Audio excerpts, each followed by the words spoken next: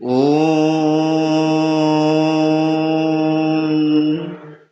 सहना भवतु सहनौ भुनक्तु सह वीर्यं करवावहै तेजस्विनावधीतमस्तु मा विद्विषावहै। ओम शांति शांति शांति। ओम शुभमस्तु। उपविश। सर्वेषां कृते सुस्वागतम्। छात्रा संप्रति संधि विषय रे आमे आलोचना करिबा।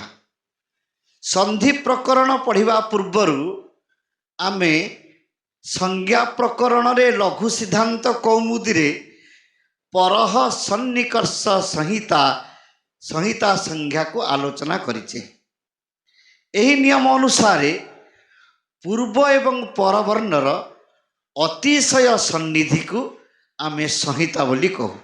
वर्णानाम अतिशयित सन्निधि संहिता संज्ञा स्यात्। अर्थात जेतबळे पूर्व पर वर्ण मानक भितरे अतिशय सन्निधि सृष्टि हुए, अति निकटतम संबंध सृष्टि हुए, सेतबळे वर्ण मानक भितरे जेउ संबंध सृष्टि हुए सेही संबंध को आमे संहिता बा संधि बोली विवेचना करूँ।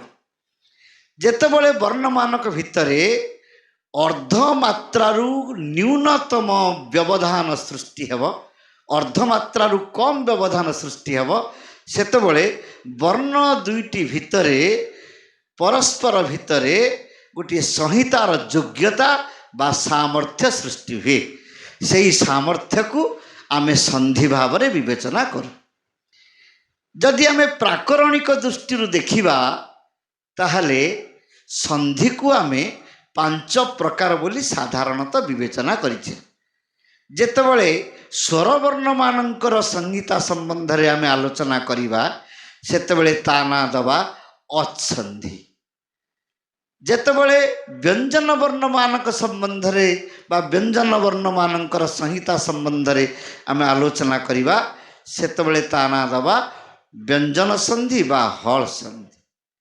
जेतबळे विसर्ग संबंधी संधि कार्य को आमे आलोचना करिबा सेतबळे ताना दबा विसर्ग संधि।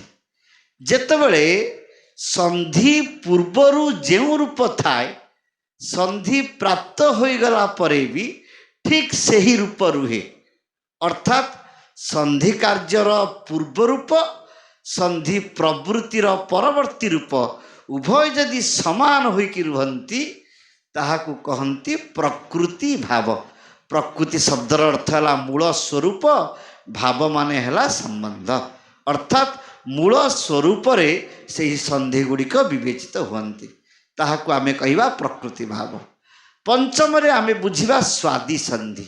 सुआदि विभक्ति को नहीं जेतेबळे आमे संधि कार्य करूचे सेतेबळे स्वादि संबंधी सुसंबंधी जो जो संधि गुड़िक विधान करा जीवो ताहाकु आमे स्वतंत्र भाव रे स्वादि संधि भाव रे ग्रहण करिचे। आज प्रासंगिक भाव रे आमे अत्संधि बा अत्संहिता विषय रे आलोचना करिबा। तेणु आजिर विषय है अत्संहिता बा स्वर संधि। यही संधि रे आमे स्वर वर्ण मानक भितरे पारस्परिक संबंध पूर्व पर संबंध को आमे आलोचना को आनिबा एवं किभली भाव रे स्वर वर्ण सहित स्वर वर्णर अतिशय सन्निधि सृष्टि हुए एवं से अतिशय सन्निधि केउ केउ रूप प्रवृत्ति हुए से संबंध रे आलोचना करिबा। बुझी पारल पिला माने? बहुत धन्यवाद। आज आमे अत्संहिता प्रथम सूत्र भाव रे आमे यण संधि आलोचना करिबा। संधिटी होउची यण संधि।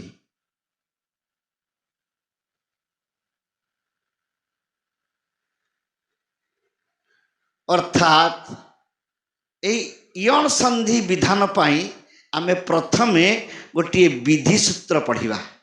सूत्रटी होउछि पिलामाने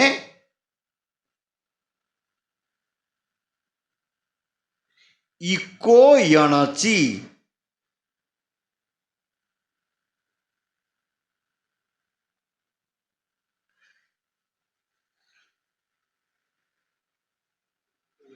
इको यणचि पिलामाने आमे एही इको जणचि सूत्र पढ़िबा पूर्वरु केतोटी विशेष व्यवस्था संबंध रे जानिबा। सेही व्यवस्था गुड़िक विषय रे बुझिले आमे एही इको जणचि सूत्रटी को खूब सरल रे अति सहज रे आमे बुझी पारिबा। आमे कोन कोन विषय रे बुझिबा पिलामाने प्रथमे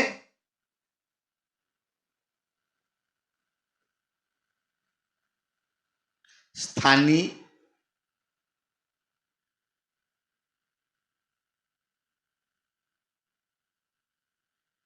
निमित्त,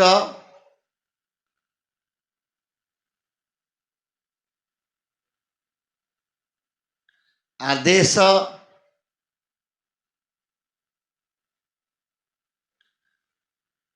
आगम। कौन कौन पिला माने बुझिबा? निमित्त, आदेश, आगम नहीं कि? अच्छा, आदेश कहिले कौन एवं आगम कहिले कौन एवं निमित्त ए समस्त विषय रे बुझिबा पूर्वरु आमे प्रथमे स्थानी संबंध रे बुझिबा। स्थानी आमे काहाकू कहिबा?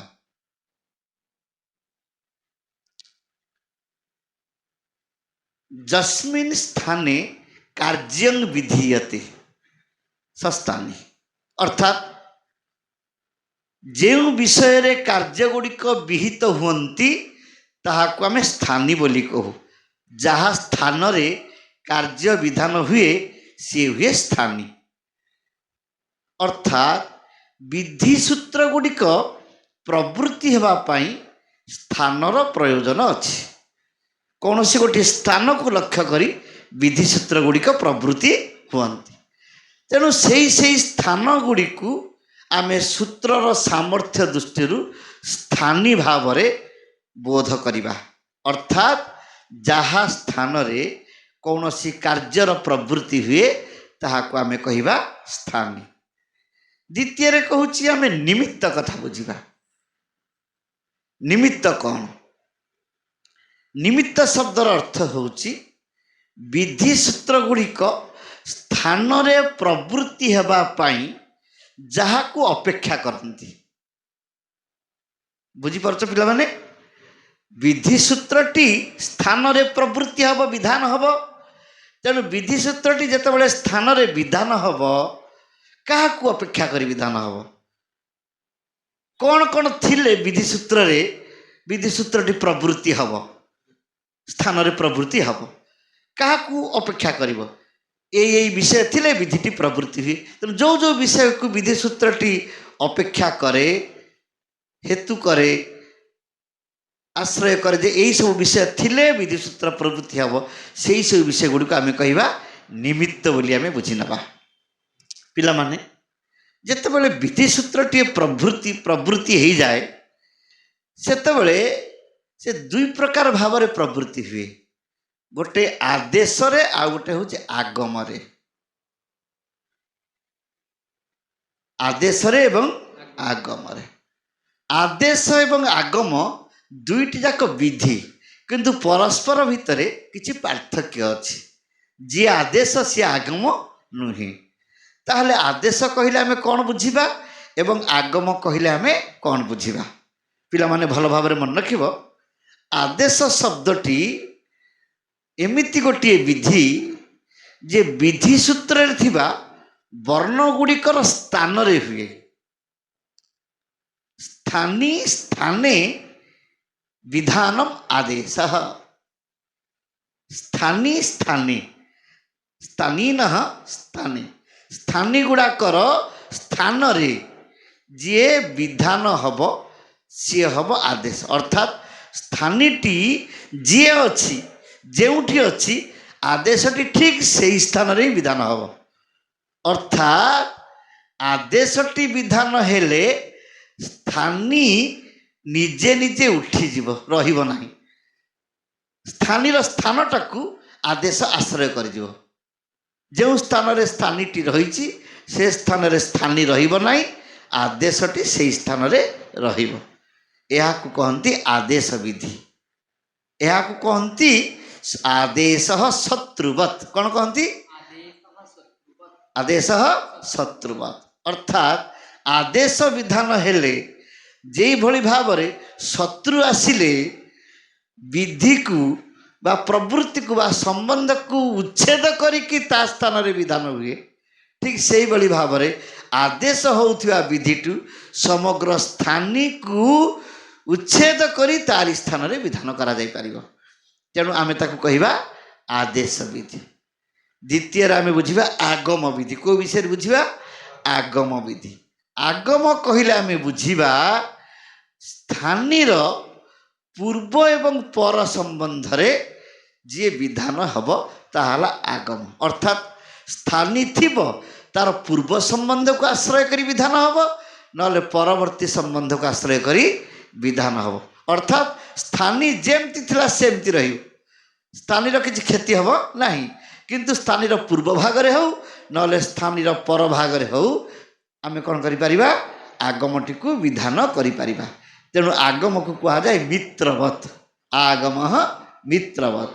ତେଣୁ ମିତ୍ର ଭଳି ଆଗମଟି ବିଧାନ ହେଲେ ପୂର୍ବରେ କିମ୍ବା ପରେ ସ୍ଥାନୀର ତାହା ବିଧାନ ହୋଇଯାଇପାରିବ। ତେଣୁ ଏଇ ଚାରୋଟି କଥାକୁ ପିଲାମାନେ ଆମେ ମନେ ରଖିବା। ଗୋଟିଏ ହେଲା ସ୍ଥାନୀ, ଗୋଟିଏ ହେଲା ସ୍ଥାନୀ, ନିମିତ୍ତ, ଆଦେଶ ଏବଂ ଆଗମ। ବର୍ତ୍ତମାନ ଆମେ ଇକୋଜନଚି ସୂତ୍ରକୁ ବ୍ୟାଖ୍ୟାନ ପରମ୍ପରାରେ ବୁଝିବା। ବର୍ତ୍ତମାନ ଇକୋଜନଚି ସୂତ୍ରଟିକୁ ଆମେ ବୁଝିବା। ଇକଃ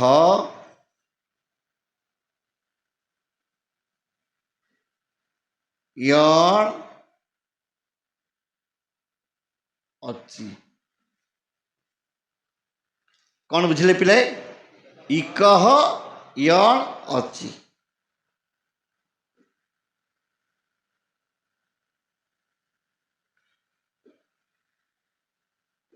ଇକଃ ୟଣ୍ ଅଚି, এই ବିଷୟକୁ ଆମେ ଯଦି ପରିଷ୍କାର କରିବା ତାହେଲେ ଇକଃ ହେଉଛି ଷଷ୍ଠ୍ୟନ୍ତ ପଦ। ଇକଃ ହେଉଛି ଷଷ୍ଠ୍ୟନ୍ତ ପଦ। ୟଣ୍ ହେଉଛି ପ୍ରଥମାନ୍ତ ପଦ।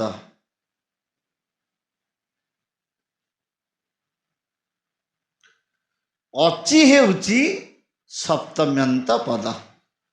ଅଚି ହେଉଛି ସପ୍ତମ୍ୟନ୍ତ ପଦ।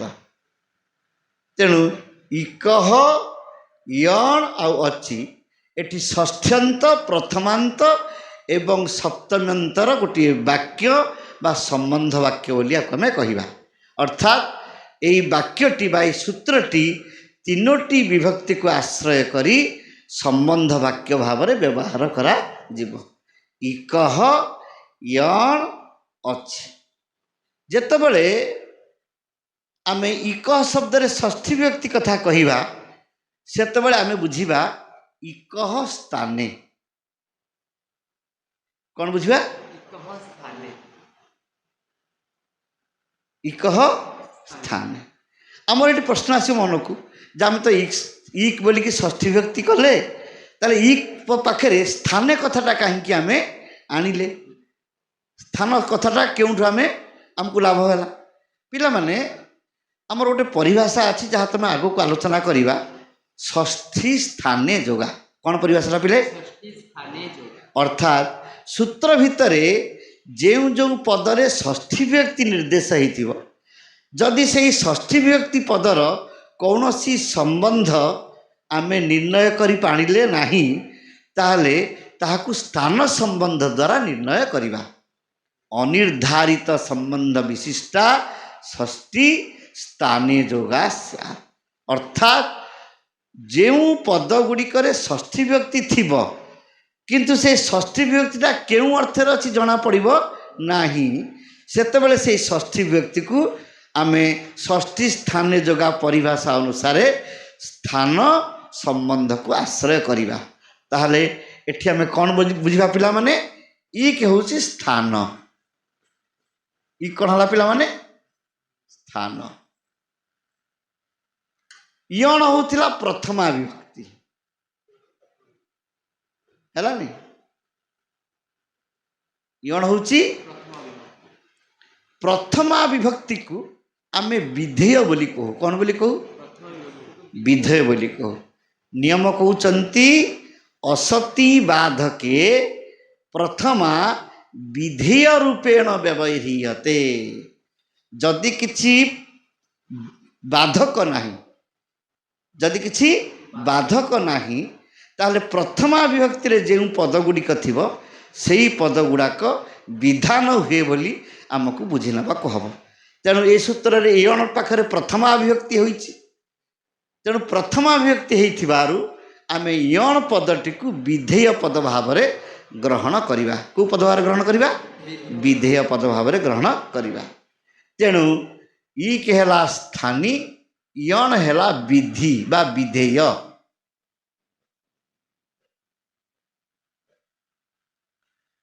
ଏଠି ପିଲାମାନେ ଅଚି ଅଛି। ଆମେ କହିଥିଲେ ଅଚି ପାଖରେ ସପ୍ତମୀ ବିଭକ୍ତି ହେଇଛି। ଏଇ ଯେଉଁ ସପ୍ତମୀ ବିଭକ୍ତିକୁ ଆମେ ଭାବେ ସପ୍ତମୀ ବୋଲି କହିବା। କ'ଣ କହିବା? ସପ୍ତମୀ ହେଲା ନାଇଁ? ଭାବେ ସପ୍ତମୀ କହିଲେ ଆମେ କ'ଣ ବୁଝିବା? କୌଣସି ବିଷୟକୁ ନିମିତ୍ତ କରିକି ଯଦି ଅନ୍ୟ ଗୋଟିଏ କ୍ରିୟାର ସିଦ୍ଧି ଘଟେ ତାକୁ ଭାବେ ସପ୍ତମୀ ବୋଲି କୁହାଯାଏ। ତେଣୁ ସ୍ଥିତେ ଅଚି ମାନେ ଅଚି ରୁହନ୍ତେ, ଅଚ୍ ପ୍ରତ୍ୟାହାର ବର୍ଣ୍ଣ ରହିଲେ ଆମେ ଇକ ସ୍ଥାନରେ ଜଣକୁ ବିଧେୟ ଭାବରେ ଗ୍ରହଣ କରିବା। କ'ଣ କହିଲି ପିଲାମାନେ? ବିଧେୟ ଭାବରେ ଗ୍ରହଣ କରିବା।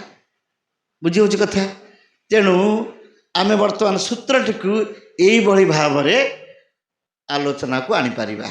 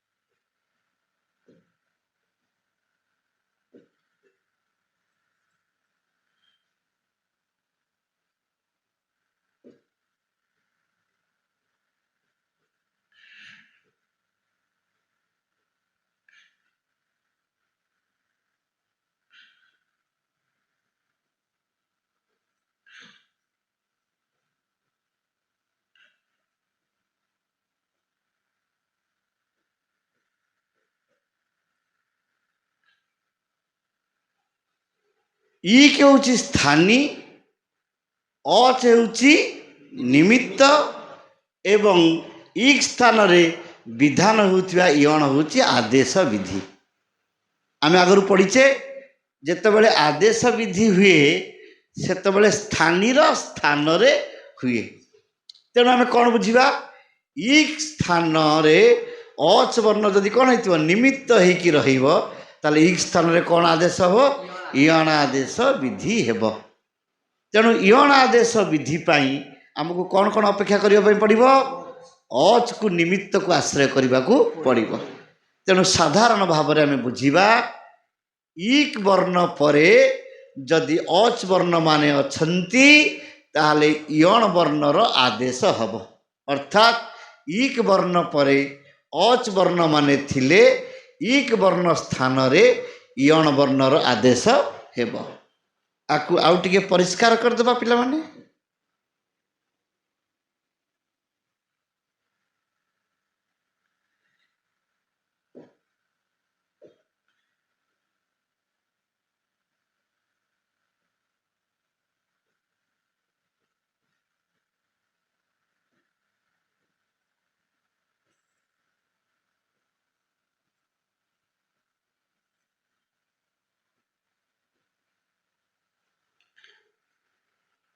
ଅର୍ଥାତ୍ ଇକ୍ କହିଲେ ଇ ଉ ରୁ ଲୁ ବର୍ଣ୍ଣ, ତାର ପରବର୍ତ୍ତୀ ଅଚ୍ କହିଲେ ସ୍ୱରବର୍ଣ୍ଣ।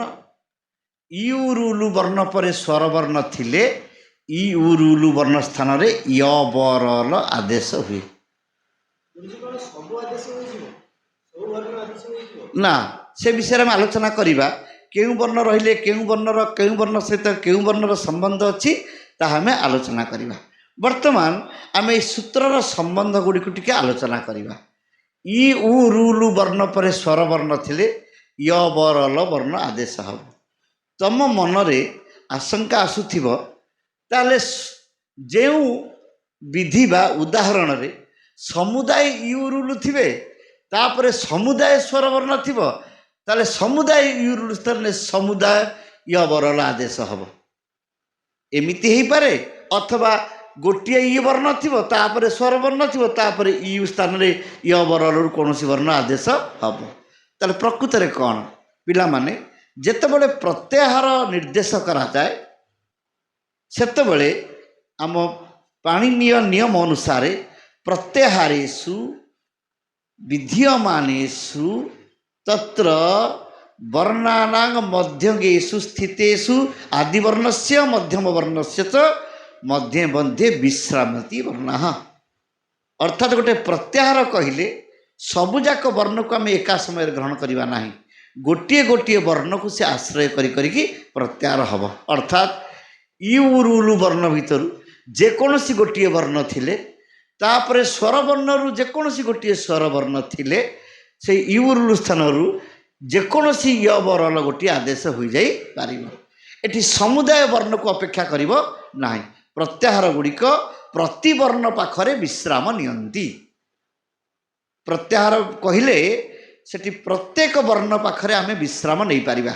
ଅର୍ଥାତ୍ ଇକ୍ ପ୍ରତ୍ୟାହାର ପରେ ସ୍ୱର ବର୍ଣ୍ଣ ଥିଲେ ଇକ୍ ସ୍ଥାନରେ ୟ ବ ର ଲ ହେବ। ଏହାର ଅର୍ଥ ସମୁଦାୟ ଇକ୍ ପ୍ରତ୍ୟାହାର ପରେ ସମୁଦାୟ ସ୍ୱର ବର୍ଣ୍ଣ ଥିଲେ ସମୁଦାୟ ଇକ୍ ପ୍ରତ୍ୟାହାର ସ୍ଥାନରେ ସମୁଦାୟ ୟ ବ ର ଲ ଆଶ୍ରୟ ହେବ, ଏକଥା ଆମେ କହିପାରିବା ନାହିଁ। ତେଣୁ ଇକ୍ ସ୍ଥାନରେ ବା ୟୁ ରୁ ଲୁ ବର୍ଣ୍ଣ ପରେ ସ୍ୱର ବର୍ଣ୍ଣ ଥିଲେ ୟୁ ରୁ ଲୁ ସମୁଦାୟ ସ୍ଥାନରେ ୟ ବ ର ଲରୁ ଯେକୌଣସି ଗୋଟିଏ ବର୍ଣ୍ଣ ଆଦେଶ ହୋଇପାରିବ। ତେଣୁ ବର୍ତ୍ତମାନ ଆମେ ଏହି ସୂତ୍ରକୁ ଆଶ୍ରୟ କରି ଗୋଟିଏ ଉଦାହରଣ ପାଖରେ ପ୍ରବୃତ୍ତି କରିବା ଏବଂ ଉଦାହରଣ ପାଖରେ ଏ ସୂତ୍ର କିଭଳି ପ୍ରବୃତ୍ତି ହେଉଛି ସେ ସମ୍ବନ୍ଧରେ ଆଲୋଚନା କରିବା। ବର୍ତ୍ତମାନ ଉଦାହରଣ ପାଖକୁ ଆମେ ଯିବା। ଉଦାହରଣଟି ହେଉଛି ପିଲାମାନେ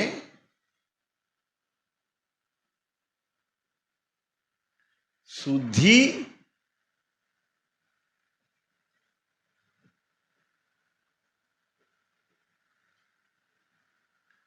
ଉପାସ୍ୟ।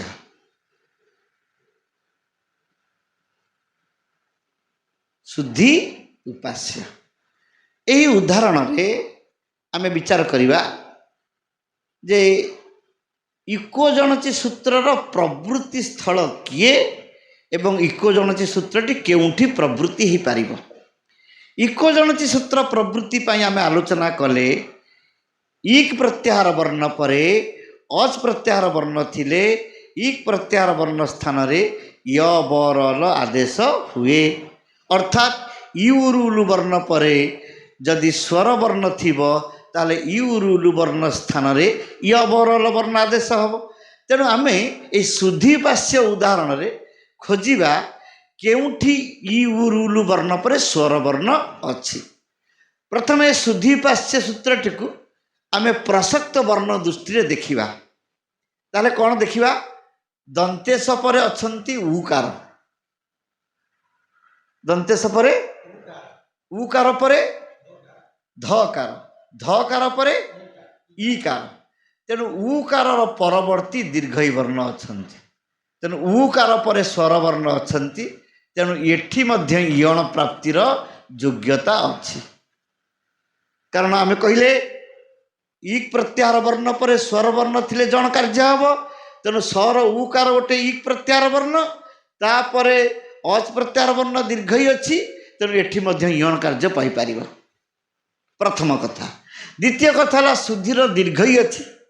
ଦୀର୍ଘଇକୁ ଯଦି ଆମେ ଇକ୍ ପ୍ରତ୍ୟାହାର ବର୍ଣ୍ଣ ଭାବରେ ନେବା ତାହେଲେ ଅଚ୍ ପ୍ରତ୍ୟାହାର ବର୍ଣ୍ଣ ଭାବରେ ଉପାସ୍ୟର ଉ ଅଛି। ତେଣୁ ଏହି ଦୀର୍ଘଇ କାରକାର ସ୍ଥାନରେ ମଧ୍ୟ ଆମେ ଇୟଣ ଆଦେଶ କରିପାରିବା। କାହିଁକି ନା ଦୀର୍ଘଇର ଇକାର ପରେ ଉକାର ସ୍ୱର ବର୍ଣ୍ଣ ଅଛି। ଉକାର ପରେ ପ ପରେ ଯୋଉଟା ଆ ବର୍ଣ୍ଣ ଅଛି, ଉଟା ଯଦି ଇକ୍ ପ୍ରତ୍ୟାହାର ବର୍ଣ୍ଣ ଭାବରେ ନେବା ତାହେଲେ ଆକାର ମଧ୍ୟ ଗୋଟେ ସ୍ୱର ବର୍ଣ୍ଣ ଅଛି। ତେଣୁ ଉକାର ସ୍ଥାନରେ ମଧ୍ୟ ଆମେ ଇୟଣ ଆଦେଶ ବିଧାନ କରିପାରିବା। ପିଲାମାନେ ଆମ ଭିତରେ ଶୁଦ୍ଧି ପାସ୍ୟ ଯେଉଁ ଉଦାହରଣଟି ଆଣିଛେ, ଶୁଦ୍ଧି ବିହି ଉପାସ୍ୟ, ଶୁଦ୍ଧିମାନଙ୍କ ଦ୍ୱାରା ଯିଏ ଉପାସ୍ୟ ହୁଅନ୍ତି ଭଗବାନ ବିଷ୍ଣୁ। ତେଣୁ ଏହି ଅର୍ଥରେ ଯେଉଁ ଶୁଦ୍ଧି ଉପାସ୍ୟ ଆମେ ଉଦାହରଣଟି ଆଣିଛେ, ସେଇ ଉଦାହରଣ ଭିତରେ ତିନୋଟି ସ୍ଥାନରେ ଇୟଣ କାର୍ଯ୍ୟ ପାଉଛି। ଶୁଦ୍ଧି ସ୍ୱର ଉକାର ପରେ ସ୍ୱରବର୍ଣ୍ଣ ଥିବାରୁ ଇୟଣ ଏଠି ପାଉଛି, ଇକାର ପରେ ଉକାର ସ୍ୱରବର୍ଣ୍ଣ ଥିବାରୁ ଧର ଇକାର ପାଖରେ ଇୟଣ କାର୍ଯ୍ୟ ପାଉଛି, ଉପାସ୍ୟର ଉକାର ପରେ ଆକାର ସ୍ୱରବର୍ଣ୍ଣ ଥିବାରୁ ଉକାର ସ୍ଥାନରେ ମଧ୍ୟ ଇୟଣ କାର୍ଯ୍ୟ ପାଉଛି। ତେଣୁ ଆମେ ତିନୋଟି ସ୍ଥାନରେ ଇୟଣ କାର୍ଯ୍ୟ ବିଧିକୁ ଜାଣିପାରିଲେ। ପିଲାମାନେ ଆମେ ଇକ୍ ପ୍ରତ୍ୟାହାର ଭିତରେ ଇ ନେଇଥିଲେ ହର୍ଷଇ ଇ ଉରୁଲୁ, କିନ୍ତୁ ଶୁଦ୍ଧି ଶବ୍ଦରେ କ'ଣ ଅଛି? ତାହେଲେ ଏଠି ଇକୋଜନସି ସୂତ୍ର ପାଇବ ନା ପାଇବ ନାହିଁ? ପାଇବ। କାହିଁ ପାଇବ ପିଲାମାନେ? ଆମେ ଜାଣିଛେ ଅଣୁଦିତ ସବର୍ଣ୍ଣସ୍ୟ ଚା ପ୍ରତ୍ୟୟ ସୂତ୍ର ଯେତେବେଳେ ଆମେ ଆଲୋଚନା କରିଥିଲେ, ସେତେବେଳେ ବୁଝିଥିଲେ ପ୍ରତ୍ୟାହାରରେ ଥିବା ବର୍ଣ୍ଣ, ଆମ ବର୍ଣ୍ଣଗୁଡ଼ିକ ଯେତେବେଳେ ଅବିଦ୍ୟମାନ ହୁଅନ୍ତି ସେତେବେଳେ ଅଣ ପ୍ରତ୍ୟାହାର ବର୍ଣ୍ଣମାନେ ନିଜ ନିଜର ସବର୍ଣ୍ଣକୁ ଗ୍ରହଣ କରନ୍ତି। ତେଣୁ ଇକ୍ ପଦ ବା ଇକାର ନିଜର ଭେଦକୁ ଗ୍ରହଣ କରିବ। ଇକାରର ଯେଉଁ ଅଷ୍ଟାଦଶ ଭେଦ ଅଛି, ହ୍ରସ୍ୱ ଛ, ଦୀର୍ଘ ଛ, ପ୍ଲୁତ ଛ, ଅର୍ଥାତ୍ ହ୍ରସ୍ୱ ଭେଦ, ଦୀର୍ଘ ଭେଦ, ପ୍ଲୁତ ଭେଦକୁ ନେବ। ସେଇଥିପାଇଁ କି ଇକ୍ ଭିତରେ ଯେଉଁ ଇ ଅଛି ସେ ହ୍ରସ୍ୱ ବର୍ଣ୍ଣ ହେଇପାରେ, ଦୀର୍ଘ ବର୍ଣ୍ଣ ହେଇପାରେ, ପ୍ଲୁତ ବର୍ଣ୍ଣ ବି ହେଇପାରେ। ଆମେ ଯେକୌଣସି ବର୍ଣ୍ଣ ନେଇପାରେ। ବୁଝାଉଛି ନା? କିନ୍ତୁ ଆମର ଏଠି ଶୁଦ୍ଧି ଶବ୍ଦରେ ଦୀର୍ଘଇ ଅଛି, ଦୀର୍ଘଇ ଅଛି, ତାପରେ ସ୍ୱରବର୍ଣ୍ଣ ଅଛି, ଏଠି ବି ଜଣ କାର୍ଯ୍ୟ ପାଉଛି। ଉକାର ମଧ୍ୟ ଏଠି ହ୍ରସ୍ୱ ଅଛି, ତାପରେ ଦୀର୍ଘଇ ସ୍ୱରବର୍ଣ୍ଣ ଅଛି, ଏଠି ବି ଜଣ କାର୍ଯ୍ୟ ପାଉଛି। ଉପାସ୍ୟର ଉକାରଟା ଇକ୍ ପ୍ରତ୍ୟାହାର ବର୍ଣ୍ଣ ଅଛି, ପର ଆକାରଟା ସ୍ୱରବର୍ଣ୍ଣ ଅଛି। ପିଲାମାନେ ଏଠି ଆମେ କ'ଣ ଲକ୍ଷ୍ୟ କରୁଛେ? ଭଲ ଏଇ ଲକ୍ଷ୍ୟ କରୁ। ଉଦାହରଣରେ ତିନୋଟି ଇୟଣ କାର୍ଯ୍ୟ ପାଉଛି, କାରଣ ଆମ ନିୟମ ଅନୁସାରେ ଇକୋଜନସି ପ୍ରବୃତ୍ତି ହେବା ପାଇଁ ତିନୋଟି ସ୍ଥଳ ଅଛି। ଏ ତିନୋଟି ସ୍ଥଳକୁ ଆମେ ଦୁଇ ପ୍ରକାର ଅର୍ଥରେ ବୁଝିଲେ। ଇକ୍ ଆଉ ସ୍ୱରବର୍ଣ୍ଣ ଭିତରେ ବ୍ୟବଧାନ ଥାଇ ସ୍ୱରବର୍ଣ୍ଣ ଅଛି ଏକ, ଇକ୍ ଆଉ ସ୍ୱରବର୍ଣ୍ଣ ଭିତରେ ବ୍ୟବଧାନ ନଥାଇ ସ୍ୱରବର୍ଣ୍ଣ ଅଛି ଦୁଇ। ତେଣୁ ଯେତେବେଳେ ଆମେ ପୂର୍ବ ଆଉ ପର ସମ୍ବନ୍ଧ କଥା ବିଚାର କରୁ ସେତେବେଳେ ଦୁଇଟି କଥା ମନକୁ ଆସେ। ଏକରେ ଆସେ ବ୍ୟବହିତ, ପିଲାମାନେ କ'ଣ କହିଲି? ବ୍ୟବହିତ। ଦୁଇରେ କହିଲି ଅବ୍ୟବହିତ। କ'ଣ କହିଲି? ବ୍ୟବହିତ ଆଉ ଅବ୍ୟବହିତ। ଅର୍ଥାତ୍ ଇକୋଜନସି ସୂତ୍ର କହିଲା ବେଳେ ଆମେ କହିଛେ ଇକ୍ ପ୍ରତ୍ୟାହାର ବର୍ଣ୍ଣ ପରେ ଅଚ୍ ପ୍ରତ୍ୟାହାର ବର୍ଣ୍ଣ ନିମିତ୍ତ ଥିଲେ, କିନ୍ତୁ ଇକ୍ ପ୍ରତ୍ୟାହାର ବର୍ଣ୍ଣ ସହିତ ଅଚ୍ ପ୍ରତ୍ୟାହାର ବର୍ଣ୍ଣର ଯେଉଁ ସନ୍ଧି କାର୍ଯ୍ୟ କରାଯିବ, ଇକ୍ ପ୍ରତ୍ୟାହାରର ବ୍ୟବଧାନ ନଥାଇକିରି ଅଚ୍ ପ୍ରତ୍ୟାହାର ଥିଲେ ଜଣ କାର୍ଯ୍ୟ ହେବ, ଅଥବା ଇକ୍ ପ୍ରତ୍ୟାହାର ବର୍ଣ୍ଣ ଏବଂ ଅଚ୍ ପ୍ରତ୍ୟାହାର ଭିତରେ ବ୍ୟବଧାନ ଥାଇକିରି ୟଣ କାର୍ଯ୍ୟ ହେବ। ଆମେ ଏ ଭିତରେ କୌଣସି ନିୟମ ଏଠି ଆମେ ଆଲୋଚନା କରି ନାହିଁ। ଆମେ ପଢ଼ିଛେ ଇକ୍ ପରେ ଅଚ୍ ଥିଲେ ଇକ୍ର ଜଣ ହେବ, ଇକ୍ର ଠିକ୍ ପରେ ଅଚ୍ ଥିବ ନା ଇକ୍ର ବ୍ୟବଧାନ ପରେ ଅଚ୍ ଥିବ, ଏ କଥା ଆମେ ଆଲୋଚନା କରି ନାହିଁ। ଦେଖ ପିଲାମାନେ, ସେଇ କଥା ଏଠି ଘଟିଛି। ଉକାର ଅଛି, ତାପରେ ସ୍ୱରବର୍ଣ୍ଣ ଅଛି, ମଝିରେ କାହାର ବ୍ୟବଧାନ ଅଛି? ବ୍ୟଞ୍ଜନ ବର୍ଣ୍ଣ ଧଟି ବ୍ୟବଧାନ ଅଛି। ତେଣୁ ଏଇଟା ହେଲା ବ୍ୟବହିତ ଏକ। ଉ ବର୍ଣ୍ଣ ଅଛି, ତାପରେ ଆକାର ଅଛି, ଏଠି କିଏ ଅଛି ପିଲାମାନେ? ପ। କ'ଣ ଅଛି? ବ୍ୟବହିତ ଏକ, ବ୍ୟବହିତ ଅଛି। କିନ୍ତୁ ଧୀର ଇ ଆଉ ଉ ଭିତରେ କୌଣସି ବ୍ୟବଧାନ ନାହିଁ, ଦୁଇ। ତାହେଲେ ଆମେ ଏକ ଲେଖା ହେଇଥିବା ସ୍ଥାନରେ ବା ବ୍ୟବହିତ ସ୍ଥାନରେ ଜଣ କାର୍ଯ୍ୟ କରିବା, ଅଥବା ବ୍ୟବଧାନ ନଥିବା ଦୁଇ ଯେଉଁ ସ୍ଥାନ ସେଠି ଜଣ କାର୍ଯ୍ୟ କରିବା। ବା ଆଉ ଟିକେ ପରିଷ୍କାର କରିଦେବା, ସ୍ୱର ଉକାର ପରେ ଇକାର ମଝିରେ ଧକାର ଅଛି, ସେଠି ୟଣ କରିବା। ଉକାର ଅଛି, ତାପରେ ଆକାର ଅଛି, ମଝିରେ ପକାର ଅଛି, ସେଠି ଜଣ କରିବା। ନା ଧର ଇକାର ଅଛି, ତାପରେ ଉକାର ଅଛି, ତା ଭିତରେ କୌଣସି ବ୍ୟବଧାନ ନାହିଁ, ସେଠି ଜଣ କାର୍ଯ୍ୟ କରିବା। এই ଦୁଇଟି ପ୍ରଶ୍ନ ଆମ ମନକୁ ଆସିଲା। ପିଲାମାନେ ଆମେ ଆଗରୁ ଆଲୋଚନା କରିଛେ ସୂତ୍ର ହେଉଛି 6 ପ୍ରକାର। संज्ञा च परिभाषा च विधि नियम एव च अतिदेशाधिकारश्च षड्विधम सूत्र लक्षण पढ़ीचे। यही नियम अनुसार आम जाचे संज्ञा सूत्र अच्छी, विधि सूत्र अच्छी, परिभाषा सूत्र भी अच्छी। जेतेबेले सूत्र गुड़िक कौन सी आशंका उत्पत्ति हुए, सूत्र गुड़िक प्रवृत्ति हाँपाई जदि आमको आशंका उत्पत्ति हुए पहुँचे जे सूत्रटी प्रकृत में केउठी पहुँची पार बा सूत्र प्रवृत्ति रे भिन्न भिन्न प्रवृत्ति स्थल आसी पहुँचे, से प्रवृत्ति स्थल मानक भितर निर्णायक प्रवृत्ति निर्णय करने प्रवृत्ति स्थल किए बा केउं स्थान रे प्रकृत सूत्र विधान हेब, यही सब कथा को आलोचना करने पाई आमे एक परिभाषा सूत्र आलोचना करिबा।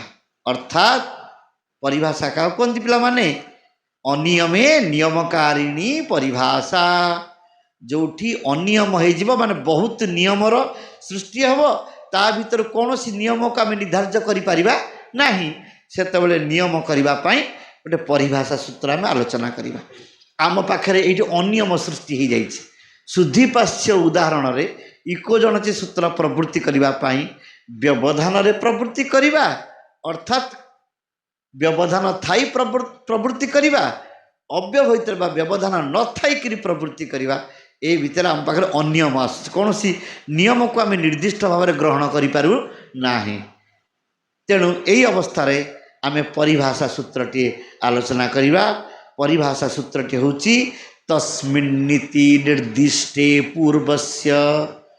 सूत्रटी देख कौन सूत्रटी अच्छी पिला माने तस्मिन्निति निर्दिष्टे पूर्वस्य। वर्तमान यही शुद्धिपाश्य उदाहरणटी रही, बर्तमान आम परिभाषाटी को आलोचना करी जीवा। आम ये परिभाषा इकोजनची सूत्र पाखरे यही परिभाषाटी किभली भाव में प्रवृत्ति होई इकोजनचीर समस्त प्रवृत्ति आशंका को समाधान करिब, समस्त अनियम को दूर करी नियम प्रवृत्ति करेब, ताहापाई आम परिभाषा पढ़िबा तस्मिन्निति निर्दिष्टे पूर्वस्य। बहुत धन्यवाद पिला माने।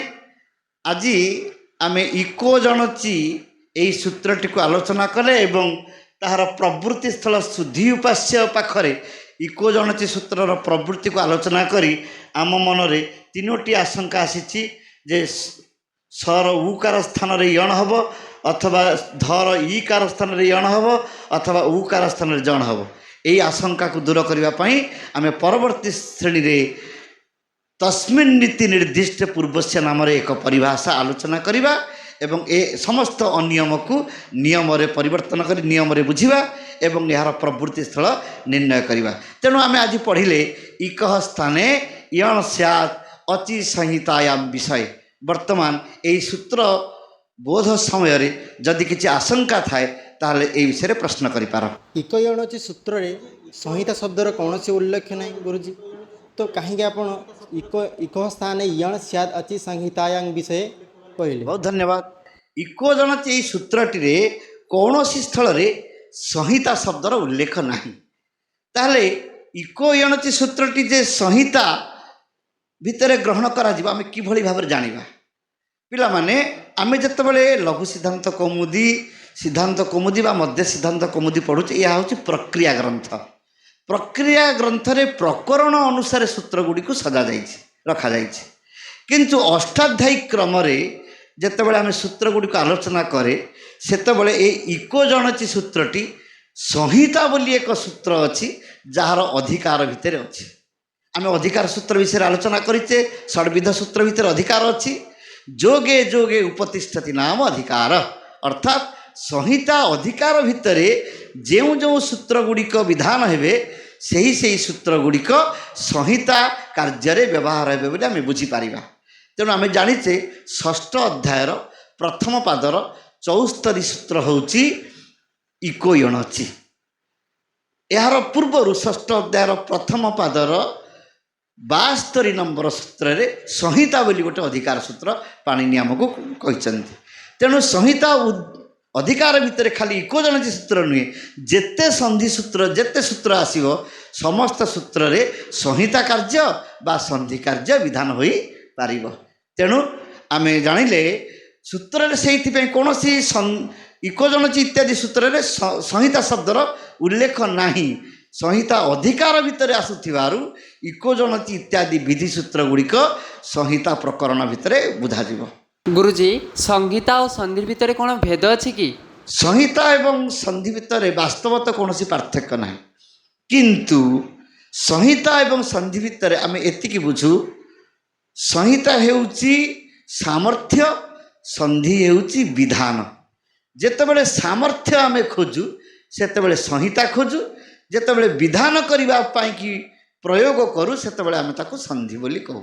ବାସ୍ତବରେ ସଂହିତା ଏବଂ ସନ୍ଧି ଏକ ବିଷୟ, ଗୋଟିଏ ବିଷୟ ହୁଏ, କିନ୍ତୁ ଆମେ ସଂହିତାକୁ ସାମର୍ଥ୍ୟ ଭାବରେ ନେଉ।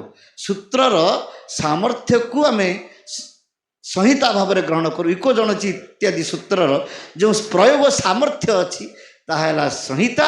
ଯେଉଁ ବିଧାନ ହୋଇଯାଉଛି ରୂପରେ ସେତେବେଳେ ଆମେ ତାକୁ ସନ୍ଧି ବୋଲି କହୁଛୁ। ସଂହିତାରେ ସନ୍ଧିର ବିଧାନ ହେଉଛି, କିନ୍ତୁ ବାସ୍ତବରେ ସଂହିତା ଏବଂ ସନ୍ଧି ଏକ ରୂପ ଏବଂ ଏକ ଅର୍ଥରେ ବ୍ୟବହାର ହୁଏ। ପିଲାମାନେ, ଆମେ ଜାଣିଛେ ସନ୍ଧି ଏବଂ ସଂହିତା ମାନେ ଯେମିତି ଆମେ ଗୋଟେ ଘରଟେ ତିଆରି କଲେ, କାନ୍ଥ ନିର୍ଣ୍ଣୟ କଲେ ଇଟାରେ ସବୁ ଯୋଡ଼େଇ ତିଆରି କରାଯାଏ। ଇଟା ଯୋଡ଼େଇ କରାଗଲେ ଗୋଟେ ଇଟା ଆଉ ଗୋଟେ ଇଟା ମଝିରେ କ'ଣ ରହେ? ସଂହିତା ରହେ। ଏବଂ ଆମେ ସେଇ ଯୋଡ଼ିବା ପାଇଁ ଯେକୌଣସି ବିଷୟକୁ ନେଇକି ସେ ଇଟା ଦୁଇଟାକୁ ଆମେ ଯୋଡ଼ି ପାରିବା ନାହିଁ, ତା ପାଇଁ ନିର୍ଦ୍ଦିଷ୍ଟ ସିମେଣ୍ଟ ଦରକାର ହୁଏ। ଠିକ୍ ସେଇଭଳି ଭାବରେ ବର୍ଣ୍ଣ ଗୁଡ଼ିକ ଭିତରେ ଅତିଶୟ ସନ୍ନିଧି ହେଲେ ଯେଉଁ ଅତିଶୟ ସନ୍ନିଧି ସୃଷ୍ଟି ହୁଏ ତାହା ହେଉଛି ସଂହିତା। ଯେଉଁ ରୂପରେ ପରିବର୍ତ୍ତନ ହୋଇଯାଏ ତାହାକୁ ଆମେ ସନ୍ଧି ବୋଲି କହୁ। ତେଣୁ ସଂହିତା ଏବଂ ସନ୍ଧି ଏକ ଅର୍ଥରେ ବ୍ୟବହୃତ ହେଉଥିଲେ ମଧ୍ୟ ପ୍ରାୟୋଗିକ ଦୃଷ୍ଟିରୁ ତାହାକୁ ଆମେ ଭିନ୍ନ ଭିନ୍ନ ଅର୍ଥରେ ବୁଝିପାରିବା। ବହୁତ ବହୁତ ଧନ୍ୟବାଦ। ଆଜି ଆମେ ଏହି ଶ୍ରେଣୀକୁ ଏଇଠି ଶେଷ କରିବା। ସର୍ବେଷାଂ କୃତେ ସୁସ୍ୱାଗତମ୍। ଅଦ୍ୟ ଏତାବତ୍ ପର୍ଯ୍ୟନ୍ତମ୍ ଅସ୍ତୁ। ଶୁଭମସ୍ତୁ।